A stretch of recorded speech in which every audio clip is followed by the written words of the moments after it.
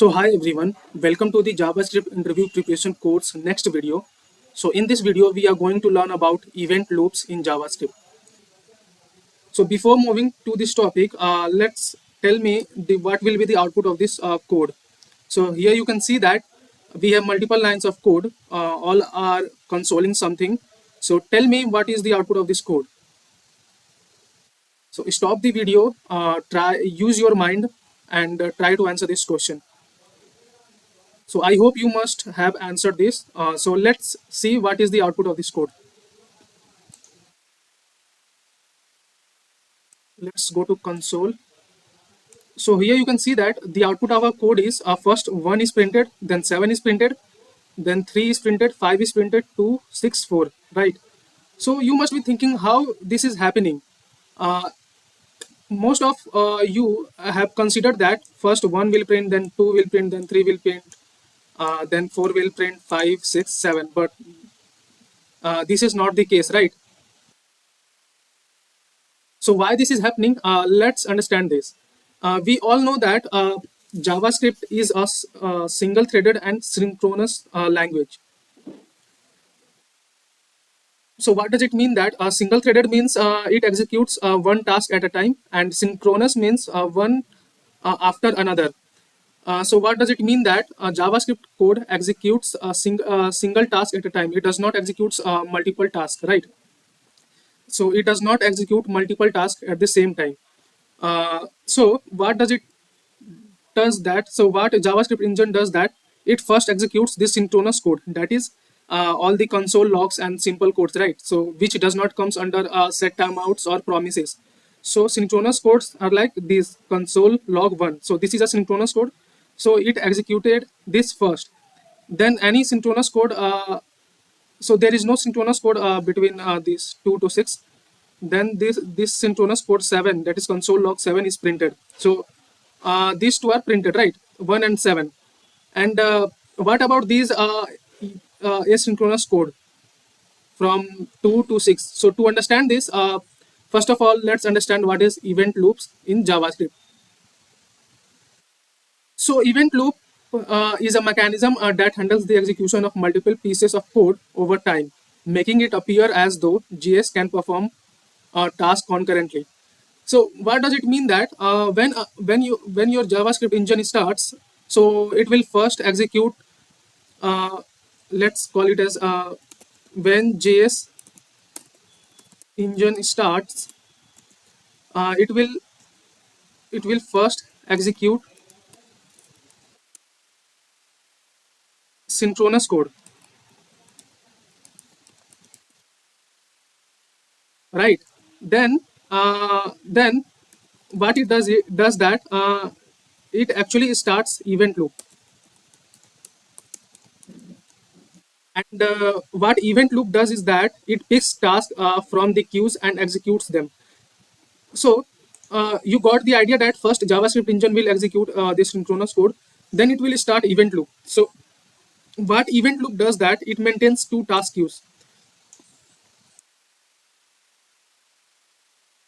So you can see here that event, let's name it as here event loop.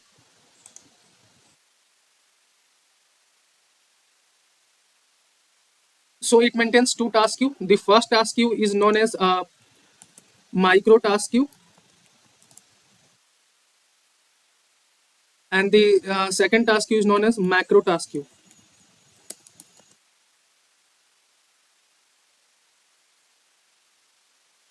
So in micro task queue, uh, any code that comes under promises or then will come here. So let's come to our VS Code. So here you can see that after the execution of this synchronous code, we encountered set timeout, right? So any code that are in set timeout or set in interval or any input output operation goes into macro task queue. So this callback will go to this macro task queue. So this will come here, right? Again, you encountered promises, right? So any callback that is inside then will go inside the macro task, micro task queue. So you can see here, this comes under micro task queue. So again, you encountered a promise. So what happens is that, first of all, this callback, that is set timeout, will go inside what we call it as micro task queue, right? So let me write it below this, right? Now again, you encounter promises. So the any code inside dot then or callback inside then will go into this micro task queue, right? And at the end, again, you encountered set timeout. So this callback will go inside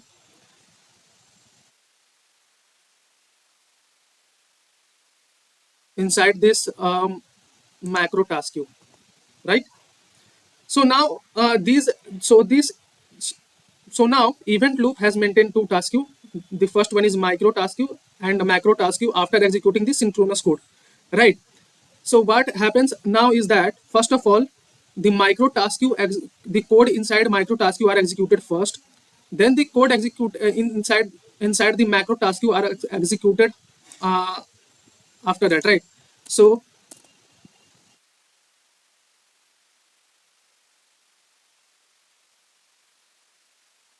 it execute uh, first, then executes after micro task queue.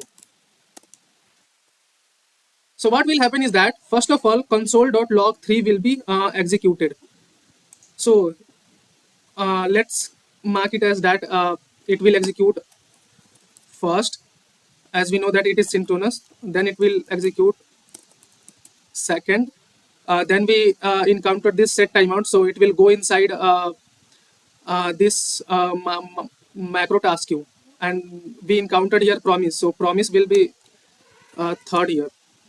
So you can see here our console.log3 will be executed, and this will be come out of the queue. Now again, you encountered promise here. So until this point, our first task inside micro task queue has been executed. So we again encounter this set timeout inside this micro task queue. So what I had said you that set timeout, anything that comes under set timeout or set interval will go inside macro task queue. Macro task queue. So this set timeout after this console.log2 timeout will go inside this macro task queue, right?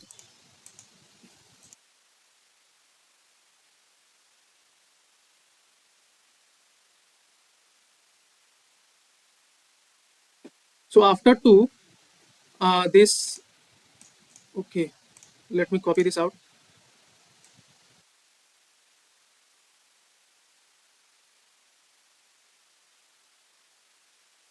So let me copy this callback of this set timeout and put it here inside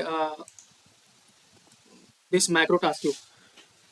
So after the execution of this first task inside micro task queue, we moved back to set timeout here. That is second task. So what I had said you that anything that comes under a set timeout or set interval will uh, go to macro task queue. So here you can see that this callback, that is console.log4 came here after the console.log2, that is inside macro task queue. The execution of this task is also done in micro task queue. Now, at the end, console.log will be printed after that 3, right? So you can see here our console 1, 7, 3, then 5 has been printed, right? So here you can see that printing of 5 has been done. Now we come inside our macro task queue after the execution of micro task queue. So after 5, 2 will be printed, right? First of all, 2 will be printed. So you can see here in our console that after 5, 2 has been printed. Then after the execution of this task, we come to console.log4. So you can see here, actually 4 has been printed Okay. So here 6 will come, right? I'm doing something error here. So 6 will be here. So I have done mistake here is that this console.log will come after this console.log 6. Why? Because during our execution, first of all, console.log 3 came inside this queue, then set timeout, then console.log 5. Then when we encountered at the same time, we have also encountered this set timeout, which includes console.log 2. So console.log 2 come first inside macro task queue, and again we encountered set timeout, which include console.log 6. So 6 will come here, and 7 will have been printed already. Then during the execution of this second task inside micro task queue, that is set timeout, which is printing console.log 4. So this console.log 4 will come at the end of this macro task queue, right? So after the execution of these two, console.log 6 will be printed, then console.log 4 will be printed. So you can see here uh,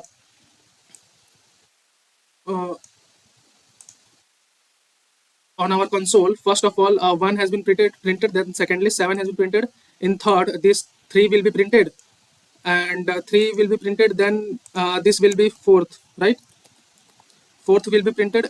Fourth means 5 will be printed. 5 has been printed. Then what will happen? Uh, Again, we enter to the macro task queue. So this will be printed. So it will be fifth, and then another timeout, set timeout is here. So it will be sixth, and at the end, this will be printed. That is inside a promise set timeout, right? So this is basically the functioning of the event loop inside JavaScript. You must be thinking that JavaScript actually executing multiple tasks simultaneously, which means that it is performing multi-threading. So that doesn't happen really. JavaScript event loop does not allow multiple pieces of JavaScript code to execute at the same time because it is single-threaded. We all know, right? What the event loop does is it manages the execution of multiple events, callbacks, or tasks in a non-blocking manner. So first, when you encountered this console log, it saw that it is a synchronous code, so it executed it outright directly. Then it saw that there is a set timeout. So this is not a synchronous code. This is asynchronous code. So what it does, it push this callback inside this set timeout to the macro task queue. Again, it encountered promises, right? So inside then any callback will go into micro task queue. Again promise, again it will go to micro task queue. Again promise, it will go to micro task queue. Again set timeout, it will go to macro task queue, right? And then it encounters synchronous code, so it will execute it right there, right? So 7 is printed. Now the execution of event loop will start. So first of all, micro task queue will be executed. So first, micro task queue will contain this console.log 3. So 3 will be printed. You can see here. Uh, Again, the second task inside of macro task queue will be this set timeout, and inside that set timeout, console log will be there.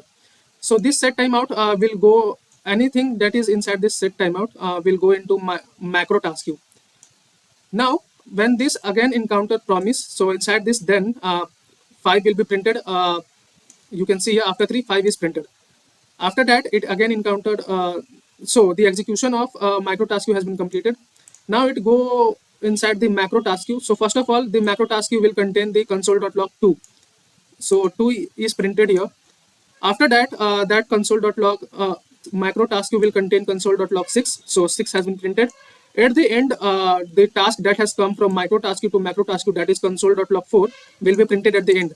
So this is the sequence of execution of this code, and we understood this using event loop in JavaScript.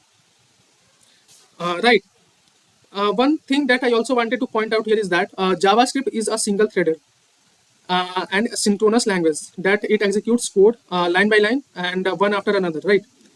It does not execute multiple tasks at the same time, or you can say simultaneously. So but you can see here that we are actually executing asynchronous code also, right? So using these set timeouts and promises inside JavaScript, we actually execute asynchronous codes inside JavaScript, right? Despite JavaScript is a synchronous language, we with the help of set timeouts or promises execute asynchronous code also inside JavaScript. So this was the important concept inside this JavaScript topic. So what we saw here is that we first saw what is event loop and how does it work, and it maintains two task queue, that is micro task queue and macro task queue. So first of all, synchronous code will be executed, then event loop will start, and first event loop will execute the task inside micro task queue, then it will execute task inside macro task queue, right? So this was all about event loop in JavaScript. So let's meet in the next video. Till then, have a nice day.